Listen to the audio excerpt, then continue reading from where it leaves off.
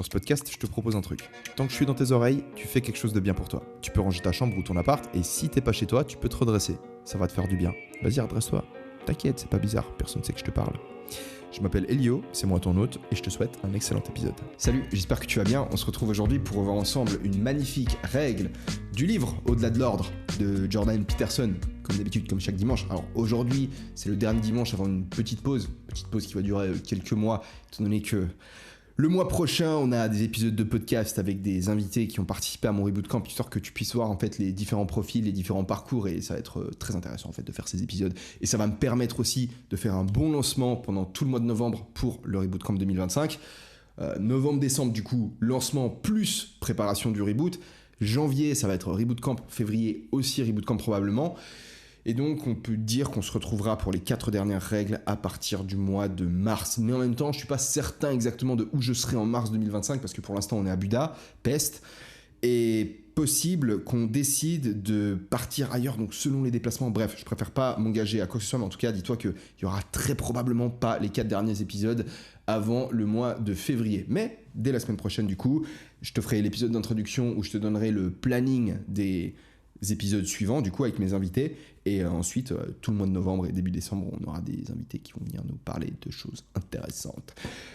Avant de s'attaquer à la règle du jour, on va faire un petit récap de celle qu'on a vue la semaine passée, la règle 7, qui s'intitulait « Travaille à fond », non c'est quoi, genre « Travaille aussi dur que possible sur au moins une chose et vois ce qui se passe ». L'idée, c'était de ne pas attendre d'avoir une illumination divine à propos de la carrière que tu as envie de faire, à propos de la fille avec laquelle tu as envie de construire une relation. C'est-à-dire que quand tu es jeune, tu as énormément de potentiel, tu peux devenir plein de trucs, tu as plein d'options qui sont face à toi. Et souvent, tu n'as pas envie de choisir une option, parce qu'en choisir une, c'est sacrifier toutes les autres. Donc tu préfères te laisser toutes les portes ouvertes. Tu commences à étudier un truc, et au bout de 3 semaines, tu te rends compte que c'est pas un truc qui te transcende absolument. Et vu que tu as 19 autres options qui sont en train de te faire des petits clins d'œil, tu dis, tu sais quoi, vas-y, j'arrête et je tenterai un autre truc. Et donc ensuite, tu tentes l'autre truc et tu te rends compte que c'est pas le truc incroyable non plus, et du coup t'arrêtes aussi. En fait, tu continues de laisser tes émotions décider pour toi, genre l'émotion d'ennui, l'information ennui, genre vas-y, ce cours il me saoule, tu sais quoi, au final ces études elles sont pas faites pour moi. Et ben tu te retrouves à 40 ans à te dire que ben t'as eu plein d'idées de trucs géniaux que t'aurais pu faire dans ta vie, de carrières super, de projets géniaux, et en fait, t'as décidé de rien faire, et aujourd'hui t'as 40 ans et ta vie elle pue et t'es pas content de toi et t'as pas envie de te retrouver dans cette situation. Donc, même si t'es pas certain à 100% de vouloir faire cette formation professionnelle, le plus important c'est de t'apprendre à te discipliner, à aller au bout des choses. C'est-à-dire que va au bout du truc et ensuite, si tu veux, tu peux construire par-dessus. Au moins t'as un diplôme, au moins t'as la possibilité de devenir plombier, de devenir architecte, de devenir médecin, ainsi de suite. Et si tu veux, tu peux toujours de faire des bifurcations professionnelles, ça existe à tous les âges. Je sais que quand on est jeune, tu vois, des fois on se dit putain, bah en fait quand j'ai 30 ans, ma vie elle sera carrée et tout, c'est top. Frère, j'ai 30 ans, je pourrais lancer un truc complètement différent demain. Je t'assure que t'as plus d'expérience, tu vis des trucs différents, ta perspective de la vie elle change, tes centres d'intérêt ils changent également, mais au fond de toi, tu seras toujours toi. Il y aura toujours, enfin bref, logique, tu vois, c'est comme quand t'avais 7 ans, tu voyais la vie différemment, mais c'était quand même toi, tu vois, qui était dans ta vie. Et ben crois-moi qu'à 30 ans, ce sera pareil. Donc t'auras pas l'impression d'avoir 30 ans. C'est pour ça qu'à chaque fois qu'on vieillit, on dit ah putain, je pensais que quand j'aurais 18 ans, eh ben en fait, je serais vraiment un adulte. Et là, t'as 18 ans, tu te dis mais en fait, je suis juste un enfant. Tu vois le truc. Bref, c'était l'idée de la semaine passée. Ne pas attendre d'avoir la solution parfaite avant de commencer à avancer. Tu dois le faire pour apprendre à te discipliner. Alors, la règle du jour, c'est ma règle préférée. Déjà, au niveau du style d'écriture, Peterson, il a fait un énorme effort sur cette règle-là. Je trouve qu'elle est pas spécialement très bien construite, elle n'est pas hyper logique d'un point de vue, tu vois, démarche scientifique autre, parce qu'on va parler d'art, on va parler de beauté, et donc on n'a pas des théories scientifiques, tu vois, tu peux pas mesurer, quantifier la beauté, c'est pas quelque chose qui peut se faire. T'as plusieurs philosophes qui en parlent, je connais pas, enfin plusieurs, tu sais, je te dis ça, mais que j'en sais rien. Je sais qu'il y a Emmanuel Kant qui parlait de la beauté, mais probablement, tu vois, plein d'autres philosophes. Ce que je veux dire, c'est qu'on n'a pas une méthode scientifique qui nous permet de mesurer la beauté et mesurer les effets de la beauté ou les effets de l'art sur l'être humain. Et donc, on va être dans des concepts qui sont... C'est pour ça que je dis que c'est une règle magique, tu vois. C'est une règle que tu peux décider de suivre, mais il va pas y avoir une explication de oui, bah c'est parce que tes niveaux de sérotonine vont augmenter, on l'a pu le calculer, et ainsi de suite. C'est, je disais, ma règle préférée, très bien écrite. Il y a beaucoup de poèmes dans cette règle. Je vais pas te les lire parce qu'ils sont en anglais et c'est parfois du vieil anglais, donc ça va être galère à traduire, tu vois. Même moi, je lis ces poèmes des fois et je suis là, ok, j'ai l'impression que c'est un truc stylé, mais je suis pas certain de comprendre. Mais l'idée, t'inquiète pas, j'ai bien compris cette règle parce que c'est une règle qui me plaît. C'est même un principe que j'appliquais dans ma vie avant même d'avoir lu le livre, avant même que le livre sort.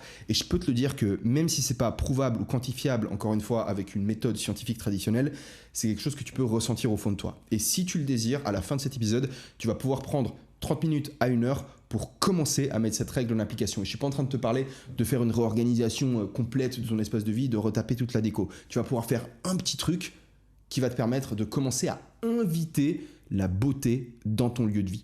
Et ça, c'est hyper important. Donc, pour que tu comprennes un peu tout ça, on va commencer à s'intéresser au rôle de l'art, au rôle de l'artiste et au rôle de la beauté dans nos vies. Peut-être je devrais le dire, c'est assez intéressant, mais Peterson, il parle souvent, pas dans ce livre-là, mais d'une anecdote, à savoir qu'un jour, il se baladait dans, je crois que c'était le Metropolitan Museum of Art à New York, donc c'est un énorme musée avec plein de pièces de la Renaissance principalement. Il était dans une pièce, il explique que les tableaux qui étaient dans la pièce dans laquelle il se trouvait, c'était des tableaux qui étaient estimés à plusieurs centaines de millions de dollars chacun, donc il était dans une pièce qui valait des milliards, et il voyait plein de gens qui venaient des 4 coins du monde, qui rentrait dans cette pièce, qui se trouvait du coup dans un des bâtiments les plus chers de New York. Donc imagine, c'est vraiment... t'as le bâtiment hyper prestigieux, la ville, si tu veux, hyper prestigieuse aussi. On va mettre sous la plus haute sécurité plein d'œuvres d'art, et les gens, ils vont venir, ils vont se poser devant les œuvres d'art, ils vont les regarder avec fascination, sans réellement comprendre ce que c'est, tu vois. Ils vont observer des pièces, des peintures qui représentent des trucs qu'ils ne comprennent pas réellement, mais pourtant, ça a une valeur énorme. Et les gens, ils vont traiter quelque part ces objets comme s'ils étaient sacrés. Ils comparent la démarche de tous ces visiteurs à une sorte de pèlerinage. Il dit qu'il y a beaucoup de gens aussi dans le monde qui font des pèlerinages en Europe. Parce que l'Europe, si tu veux, on est un continent très vieux, avec énormément d'histoire. Tu vas en Grèce, tu vas voir l'Acropole, tu vas voir les ruines grecques, tu peux voir les ruines romaines quand tu vas à Rome. On appelle ça le Colisée à Rome. J'ai jamais vu le Colisée à Rome, mais je crois que c'est comme ça que ça s'appelle, non, le truc où ils faisaient des combats de gladiateurs. C'est le Colisée ou pas? Bref, tu vois, à Rome, tu vas à Paris, tu vois la Tour Eiffel, il y a les magnifiques paysages français, si tu veux, il y a des cathédrales, toute cette richesse culturelle, toute cette beauté, ça attire les gens, tu vois, comme des mouches. Et on vient, on regarde ces œuvres d'art, ces trucs, ces sculptures absolument magnifiques, ces bâtiments, et on reste fasciné devant eux. Et donc, ce que Peterson va essayer d'expliquer avec cette règle, c'est pourquoi est-ce que l'art nous fascine ? Qu'est-ce que ça nous apporte concrètement dans nos vies ? Et pour ça, il va nous parler du rôle des artistes. Alors, ce que je vais t'inviter à essayer d'imaginer, parce qu'il en parle dans ce livre de nouveau, mais c'est surtout un concept qu'il développe beaucoup dans son cours Maps of Meaning. Donc, c'est vrai que si tu as suivi le cours, ça aide un peu mieux à comprendre, mais visualise, essaye. 3 cercles concentriques, c'est-à-dire des cercles qui ont le même centre, genre une cible. Tu as le petit cercle au centre, tu as le cercle moyen, et tu as le 3e grand cercle. Tu vois, ils ont tous, le petit cercle est dans le moyen, et le moyen, ils sont tous dans le grand. Ok ? Le petit cercle, c'est toutes les choses qu'on sait. C'est l'ordre. Le cercle moyen, si tu sors du petit cercle et tu te retrouves, si tu veux, dans la bande entre le petit cercle et dans le cercle moyen, c'est les choses qu'on ne sait pas. C'est le chaos. Et le tout grand cercle, c'est en fait les choses qu'on ne peut pas savoir. Tu peux te dire le chaos absolu. Eh ben, l'artiste, c'est un mec qui va utiliser sa sensibilité, sa créativité, son imagination pour aller explorer le chaos, pour aller explorer les choses qu'on ne sait pas. Un artiste, c'est un peu un rêveur, tu vois. Tu rêves pas forcément que quand tu es en train de dormir, tu peux rêver éveillé. Eh ben, il va aller explorer le domaine du rêve, quelque part, les choses qui ne sont pas complètement connues, tu peux pas comprendre tes rêves directement, mettre des mots sur ton rêve, mais il va venir représenter ce qu'il a trouvé dans le chaos à travers son art, de manière donc partiellement articulée. C'est-à-dire qu'il va pas mettre des mots dessus, mais il va le faire à travers une danse, à travers une musique, à travers une sculpture, une peinture ou une œuvre dramatique, genre une histoire, tu vois, ou un film. Tu prends le film Interstellar, tu sens que Christopher Nolan, il a réussi à mettre le doigt sur un truc de juste. C'est-à-dire que le film fait sens. C'est pas juste du chaos, tu vois, c'est pas juste un... Pourtant, c'est très trippé, Interstellar. Hein. Pour ceux qui n'ont pas vu, regardez Interstellar, c'est un chef-d'œuvre. C'est très trippé, t'arrives pas à la fin du film à expliquer quel est le message du film, mais tu comprends le film. Et genre, ça te touche. Et ben Christopher Nolan, tu vois, ce qu'il a fait, c'est qu'il a utilisé son imagination pour créer Interstellar, et peut-être que même lui n'est pas capable d'expliquer quel est le message du film. Mais il a représenté un truc qu'il a été chercher dans le chaos. Et ensuite, parfois, t'as des intellectuels, c'est le rôle de l'intellectuel, de réussir à mettre des mots sur les choses. Tu vois, souvent Peterson, on me dit, oui, Peterson, t'as réussi à mettre des mots sur des choses que je savais au fond de moi, mais que j'étais pas capable d'exprimer. Peterson, c'est un intellectuel. Des fois, on me dit ça, moi aussi, tu vois, je suis un peu un intellectuel, mec. Mais l'idée, c'est, l'artiste, il va vraiment prendre la chose qui est dans le chaos absolu, créer un lien entre le chaos et l'ordre, l'exprimer à travers son art, et ça c'est extrêmement important parce qu'il va permettre à la civilisation ensuite de étendre quelque part le domaine de l'ordre, le domaine du monde connu. C'est trippé, hein. Je sais que c'est trippé, mais voilà, c'est la règle, tu vois, j'ai pas choisi. Un truc que tu peux te dire, c'est le rôle des artistes dans les villes. Imagine, t'as un quartier qui est quasi criminel, tu vois, genre c'est un quartier vraiment mal famé, les bâtiments ils sont en ruine, il manque, tu vois, il y a des fois des portes qui manquent, ils ont mis juste des planches de bois, il y a des graffitis partout, etc. Personne n'a envie d'aller vivre là-bas. Bah, un jour, t'as un artiste qui va aller vivre là-bas. Pourquoi ? Parce que le mec il est fauché, il meurt de faim et tout, et puis de toute façon, lui il voit ce quartier, et quelque part ça l'inspire, tu vois, c'est le chaos, c'est son environnement, c'est son univers. Et bien il va s'installer, tu vois, dans un squat avec d'autres personnes, et plutôt que de vendre de la drogue, même s'il vend aussi un peu de la drogue, tu vois, pour survivre, bah lui il va commencer à faire des peintures, tu vois. Et au bout d'un moment, il a une petite collection de peintures, et il se dit, ben tu sais quoi, il y a le squat d'à côté, en fait je vais exposer mes peintures là-bas, tu vois. Et au fil du temps, si tu veux, il va transformer cet univers qui est dangereux, qui est 100% chaotique, en quelque chose d'avant-gardiste. Il y a certaines personnes, tu vois, d'autres personnes qui ont aussi un petit côté artistique, qui vont passer devant et qui vont dire « Ah, mais il a du charme, ce quartier, quand même. » Tu vois, bien sûr, c'est dangereux, tu vois, les murs, ils sont un peu délabrés, mais regarde, il y a la petite boutique de cet artiste et tout, il a mis 2-3 plantes devant, et boum, tu vois, il crée un petit bastion, si tu veux, de beauté qui permet, si tu veux, au chaos de gentiment se transformer dans un ordre qui peut peut-être devenir habitable. Et donc de là, tu as d'autres artistes qui vont venir s'installer, d'autres personnes qui sont très ouvertes, très créatives. Peut-être tu as des couples un peu fauchés, tu vois, qui cherchent des appartements à très bas prix, qui vont commencer à s'installer dans le quartier, ils vont rénover un petit peu le truc, et ils vont continuer ce process de transformer le chaos en ordre un petit peu plus habitable. Au bout d'un moment, tu as un mec qui va se chauffer, qui va ouvrir, je sais pas, une friperie, tu sais, ou alors genre un café un peu chelou, tu peux aussi boire des vinyles, des trucs qui sont pas vraiment très rentables, mais ils vont à chaque fois donner un peu plus de vie dans le quartier, jusqu'au stade où tu as une pizzeria qui ouvre, ensuite la classe moyenne qui s'installe, le prix des loyers commence à augmenter, et là, les artistes, ils doivent se barrer, parce qu'ils peuvent plus payer les loyers. Et tu peux te dire, putain, c'est trop triste, mais la place des artistes, c'est à la frontière entre l'ordre et le chaos. Donc eux, ils doivent aller trouver un nouvel endroit qui est complètement chaotique pour le rénover. Tu vois un peu le truc, c'est...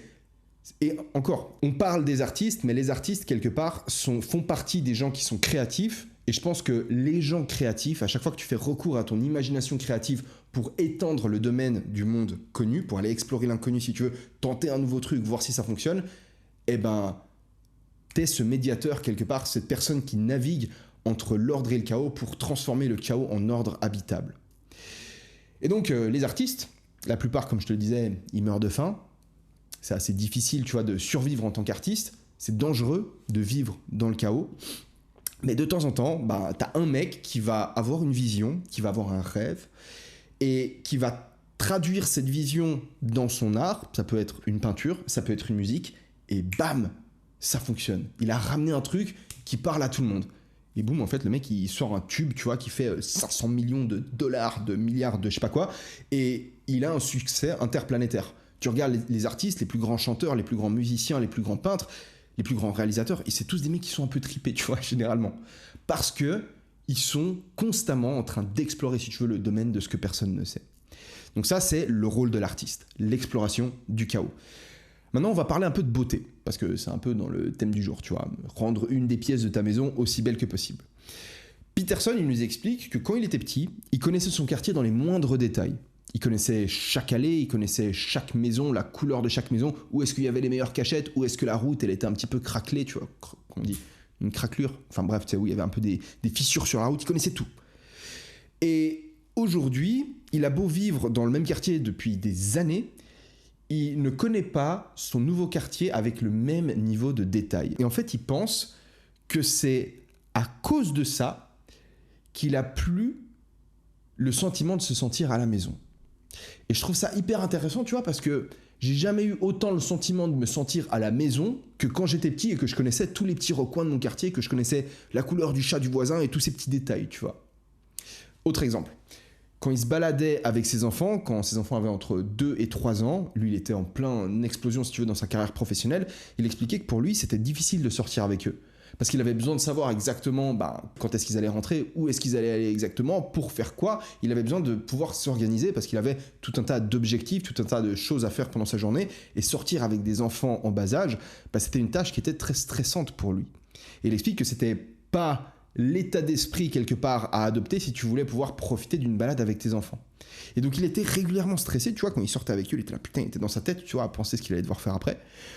Et de temps en temps, ses enfants allaient réussir à l'absorber dans leur cadre de référence à eux. C'est-à-dire que tout d'un coup, ils allaient voir genre une fourmi sur le bord de la route et commencer genre à bader sur la fourmi, tu vois, bah, genre comme c'était des enfants, tu vois, ils voyaient un chien, oh magnifique, un chien trouve, ils allaient inventer un jeu sur la route et ils allaient être pris à 200% dans le jeu, et bah de temps en temps, Peterson, il allait se faire aspirer comme si il voyait le monde grâce aux yeux de ses enfants. Ça t'a déjà fait ça, genre quand tu vis une nouvelle expérience avec un jeune enfant ou même avec quelqu'un qui ne l'a jamais vécu, et le fait que cette personne, elle ait jamais vu ce truc, toi, ça te permet de voir cette chose comme si c'était la première fois que tu la voyais. Peut-être un film, genre t'as vu un film plusieurs fois, tu sais exactement ce que c'est ce film, mais le fait de voir le film avec quelqu'un qui a jamais vu ce film, c'est comme si tu redécouvrais le film. Tu vois cette sensation? En fait, ce qu'il explique, c'est que en tant qu'adulte, t'as besoin de pouvoir naviguer le monde efficacement, avec aussi peu d'énergie que possible, et donc tu vas te mettre à ignorer des choses. Et les enfants, ils vont quelque part réussir à te rappeler qu'en fait le monde c'est assez stylé. Ils vont ensuite lire un poème d'un poète qui s'appelle William Blake, que je connaissais pas du tout. Et donc je vais pas te lire le poème parce que voilà, mais en gros l'idée c'est un poème où en gros il explique que la vision qu'il avait dans l'enfance et ainsi de suite. Et ce qu'il explique, c'est que certains artistes, dont William Blake fait partie, vont réussir à faire exactement ce que font les enfants quelque part. Ils vont t'absorber avec eux pour t'aider à récupérer cette vision du monde que t'avais quand t'étais enfant et que t'as perdu par besoin d'efficacité. Genre, t'es passé au cours de ta vie devant suffisamment de fleurs pour comprendre que les fleurs, elles font pas grand-chose quand tu passes à côté d'elles et donc tu peux te permettre de les ignorer. Et puis un jour, t'as un mec qui s'appelle Van Gogh qui va peindre des tournesols ou genre des fleurs dans un vase et on va mettre ces fleurs genre dans un musée et tu vas te poser devant la fleur et tu vas commencer à la regarder et tu vas réaliser qu'en fait une fleur c'est quand même assez trippé. Et donc il va te rappeler quelque part que le monde qui t'entoure, il est rempli de choses magnifiques mais que t'ignores ces choses qui sont magnifiques régulièrement. Et je trouve ça très intéressant. Il parle, en fait, il attribue un caractère quasi divin, donc Peterson le fait, à la beauté. Il explique que la beauté, c'est quelque chose qui nous fascine, qui est très puissant et qui nous fait peur. Et que si on encadre nos peintures dans des cadres, tu vois, genre si on les met dans des cadres, si on met du coup toutes ces œuvres d'art aussi dans des musées, c'est parce qu'on n'a pas envie de laisser et il décrit ça comme étant une espèce de réalité supérieure, une beauté qui vient d'une réalité supérieure, envahir le reste de notre quotidien. On s'autorise quelque part à voir la beauté dans le cadre du tableau. Genre tu t'arrêtes devant les fleurs de Van Gogh, tu vois, tu regardes les fleurs, tu vas rester 20 minutes, ça va te procurer un truc. Alors je sais pas, ça dépend de ton niveau de sensibilité à l'art, à nouveau, mais on a tous un petit peu ça, tu vois. Si c'est pas avec des fleurs, ça peut être avec une certaine musique. Genre tu fais attention à une musique, tu fais attention à quoi c'est magnifique, tu vois, et ça peut te donner des frissons, tu vois, ça peut te connecter à quelque chose de plus grand. Ça peut être, tu vois, une danse, si t'es plutôt, tu kiffes les danseurs. Ça peut être une certaine forme d'art, tu vois, dans l'idée. Et donc, dans un musée, tu regardes ces fleurs et tu bades. Et ensuite, t'arrêtes de regarder les fleurs et tu repars, tu refais ta vie, tu vois. Mais en réalité, le monde, il est magnifique partout autour de toi. Et t'as pas envie de voir le monde magnifique partout autour de toi parce que t'as besoin de le naviguer quand même efficacement, tu vois. Tu peux pas être constamment en mode à bader sur la beauté d'absolument 100% de ton environnement, tu vois. C'est pour ça que tu peux pas prendre... typiquement, si tu as déjà eu des expériences sous psilocybine, sous champignon, tu réalises, tu vois, tu perds quelque part ce filtre. C'est comme si au cours de ta vie, tu vois, c'est vraiment la seule drogue que j'ai testée perso, où tu as réellement l'impression d'enlever des lunettes et de voir les choses en soi. Tu vois, ce qu'Emmanuel Kant appelait comme étant la chose en soi. Kant, il expliquait que ce que tu perçois au quotidien, c'est pas vraiment les choses telles qu'elles sont, mais c'est... T'as la chose et il y a ton filtre qui est lié à toutes tes expériences et donc toi tu vas voir le truc filtré. Eh ben j'ai réellement l'impression que, alors c'est pas, là je m'écarte du livre, hein, c'est pas ce que Peterson dit, mais sous psilocybine c'est comme si t'enlevais ton filtre et donc tu vas revoir les choses comme si tu les voyais pour la première fois et donc tu vas pouvoir voir la beauté dans un tas de trucs, tu vois.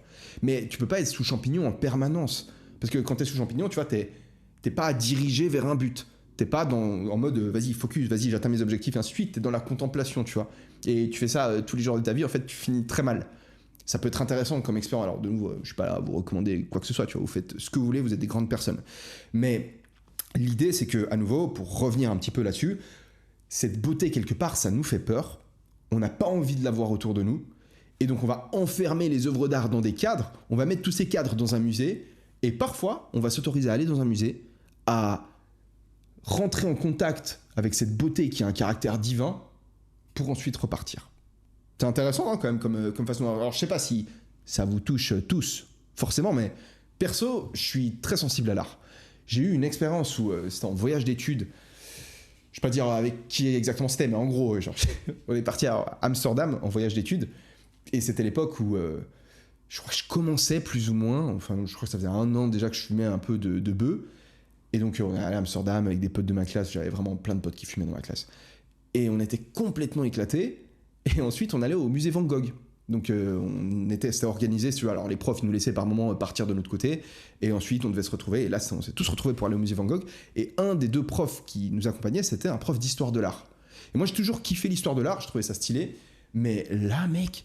Genre, on est resté, pour te dire, on était un groupe de 3-4, complètement pété, tu vois, parce que la bœuf, ça fait peut-être cet effet aussi, ça te reconnecte quelque part à la chose en soi d'Emmanuel Kant, donc comme si tu voyais les choses pour la première fois, tu vois, genre sans filtre. C'est pour ça que, je sais pas, quand tu manges un plat, quand t'es défoncé, t'as l'impression que les saveurs, elles sont meilleures. C'est peut-être juste que tu t'autorises à réellement sentir les saveurs, et qu'en fait, ça, tu pourrais le faire avec un état méditatif, sans forcément te servir d'une substance. Bah bref, pour en revenir au truc, on était dans ce musée Van Gogh et devant chaque peinture, on s'arrêtait et on avait le prof d'histoire de l'art qui nous racontait l'histoire du tableau, qui nous parlait des détails, des couleurs, de l'état de Van Gogh au moment où il a peint le truc. Et c'était la meilleure visite de musée que j'ai fait de ma vie. Et depuis ce jour-là, genre c'est vraiment un kiff que j'ai, c'est d'aller dans des musées, des fois. Il y a eu des... genre un truc que je faisais quand j'étais à Barcelone, souvent, genre en date, on partait... je partais en date avec une meuf, on partait dans un musée, et c'est ouf, mec. Tu peux vraiment... Bref, sans partir dans les détails, tu te mets devant un tableau et tu te laisses aspirer par le truc. La beauté, du coup, comme je disais, Peterson, pour lui, c'est quelque chose de divin. Je vais te faire une petite citation du livre, qui est assez jolie. Et à nouveau, je te recommande, si vraiment tu devais lire ce livre, c'est pas le livre qui est le mieux écrit du monde, tu vois, je l'ai pas adoré. Je pense qu'il est intéressant, il y a des concepts, encore une fois, qui sont cool, mais il est pas aussi frappant, je pense, que le premier. Mais si tu devais lire une seule des règles de ce livre-là, lis celle-là parce que très bien écrite. En anglais, bien sûr. En français, je sais pas vraiment ce que ça donne. Mais vas-y, je te lis ce petit passage très court. Beauty leads you back to what you have lost. La beauté, elle te reconduit à ce que tu as perdu. Beauty reminds you of what remains forever immune to cynicism. La beauté te rappelle de ce qui reste pour toujours immune, donc immunisé au cynisme. Ça, c'est intéressant, tu vois, là, tu peux pas faire preuve de cynisme face à un magnifique coucher de soleil, face à une musique tellement belle que tu ressens des frissons. Des fois, tu peux avoir un papillon, tu vois, il se pose sur toi, et tu rapproches le papillon comme ça, tu vois toutes les couleurs, la symétrie, les patterns qui sont parfaits. Tu peux pas faire preuve de cynisme, tu vois, dans des moments comme ça.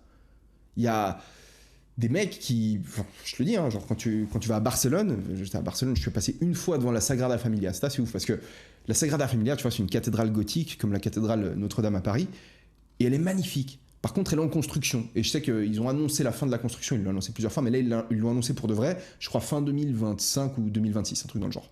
Donc moi, j'étais là en mode, vas-y, je vais attendre qu'elle soit terminée pour vraiment la voir pour la première fois finie. Et quand j'ai des mecs du Reboot Camp qui sont venus, parce que c'était quand c'est en mai de cette année, donc en mai 2024, on a fait un événement avec les mecs du Reboot, on était une 50aine à Barcelone, et à un moment donné, on a voulu aller acheter des jeux de société dans un magasin qui était au-dessus de la Sagrada. Et en fait, sans le savoir, je suis passé dans la Sagrada Familia.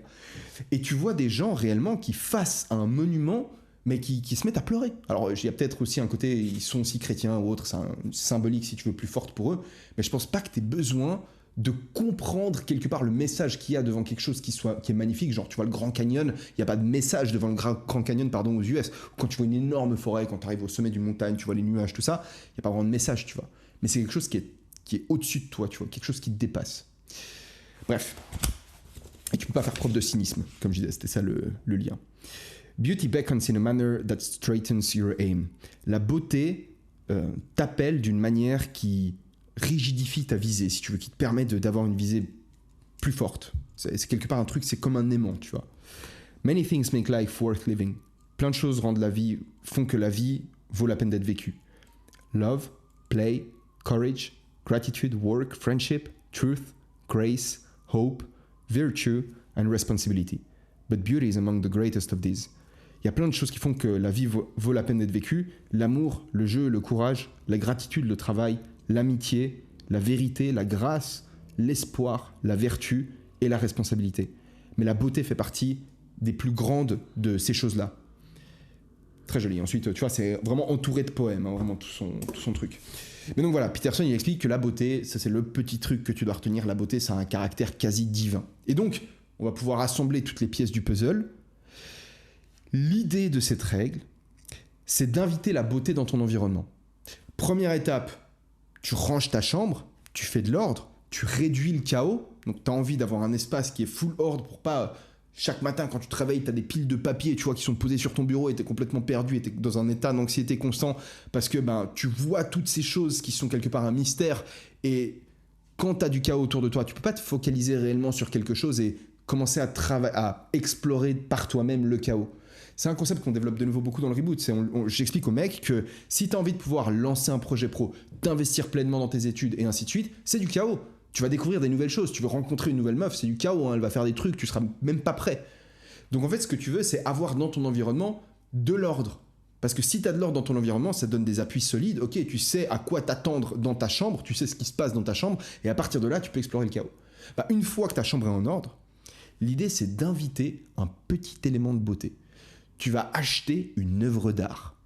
T'achètes une œuvre d'art, tu vas pas vraiment la comprendre, tu vois, tu vas la placer chez toi, tu n'as même pas besoin quelque part que cette œuvre d'art, elle soit dans le même style que ta chambre, tu vois, elle va vraiment avoir un côté en mode qu'est-ce que ça fout là ? Tu mets ta petite œuvre d'art et t'attends, tu regardes ce qui se passe. C'est littéralement ce qu'il dit, tu vois, c'est pour ça que je dis, cette règle, elle n'est pas hyper scientifique, mais t'invites la beauté chez toi, c'est comme si tu allais créer un portail, si tu veux, à travers lequel le divin va pouvoir envahir ta chambre, c'est un portail avec le chaos. Et d'après Peterson, alors c'est... De nouveau, c'est teste le truc, mec. Parce que au pire, tu regardes ce qui se passe. Tu vois, au pire, tu as une petite œuvre d'art et tu n'es même pas obligé en fait d'aller acheter une œuvre d'art. Ce que tu peux faire, c'est acheter une plante. Prends un haricot, fais pousser un haricot dans ta chambre. Ta chambre, ça va tout d'un coup devenir un espace dans lequel la vie peut se développer. Et tu vas voir ce petit haricot qui commence à grandir tout le temps. Pour ça que dans le Reboot Camp, les mecs, je leur dis, vous allez faire pousser un haricot. Ça fait partie d'une de leurs missions. Parce que tu vois tout d'un coup ce petit haricot qui est dans ton espace et c'est de la vie, mec. Genre, t'as invité de la vie dans ta chambre. Ta chambre, c'est un endroit dans lequel la vie peut se développer. Et ce qu'il explique, c'est que, Peterson, c'est que quand tu commences à faire ça, quand t'invites la beauté dans ton environnement, t'établis cette connexion, ce qui te fait gagner en profondeur, tu gagnes une meilleure compréhension du présent, du passé, du futur, meilleure compréhension de l'être humain. Enfin, il explique qu'il y a plein de vertus, tu vois, je vais pas toutes te les lire, mais moi, je t'invite vraiment à le tester. Parce que j'ai testé ça avec des plantes, mec. Moi, je te dis, quand j'étais à l'université à Zurich, je commençais, c'était après avoir rompu avec ma copine. Alors, bref, je rentre pas dans les détails, peut-être que je te raconterai cette histoire une fois, mais en gros, j'ai rompu avec ma copine et à l'époque, on habitait ensemble, tu vois. Et j'ai commencé à me sentir un peu seul et je pouvais pas avoir un animal de compagnie, donc j'ai commencé à avoir des plantes et j'ai donné des noms à mes plantes. Et je te jure, rien que le fait, du coup, ça marcherait aussi avec un chat ou un chien. C'est du chaos, tu vois, un chat ou un chien, c'est pas de l'ordre. Avoir un chat, c'est... Tu vois, ça a quelque chose de puissant, tu vois, un chat. Des fois, tu passes devant ton chat, tu t'en rends pas compte, mais si jamais une fois, fume un pet et regarde ton chat dans les yeux, tu vois, complètement, tu vas vriller, mec. Ou des champignons encore, tu vois, genre j'ai des potes, ils prennent des champis, ils sont avec leur chien et ils réalisent, mais mec, c'est une boule d'énergie qui est constamment en train de donner de la joie de vivre et de la bonne humeur autour de lui. Très trippé. Bref, je vais pas rentrer trop dans les détails, mais essaye, une fois que ta chambre est en ordre, de commencer à inviter la beauté dans ton univers. Et tu verras, mec, juste regarde ce qui se passe. Je t'invite à le faire. Tu peux le faire très rapidement, tu le fais une fois. Ok ? Bon, fin de l'épisode. Merci beaucoup d'avoir regardé jusqu'ici. On se retrouve semaine prochaine pour le planning du mois de novembre. Je vais avoir différents invités pour faire la promo du lancement de cette édition 2025 du Reboot Camp. C'était un plaisir en tout cas. Et pour les règles suivantes, on se retrouvera, comme je t'ai dit, plutôt au mois de mars. Merci d'avoir écouté jusque-là. Je te souhaite une excellente journée. Et puis, à la semaine prochaine avec des invités exceptionnels. Ciao, mec.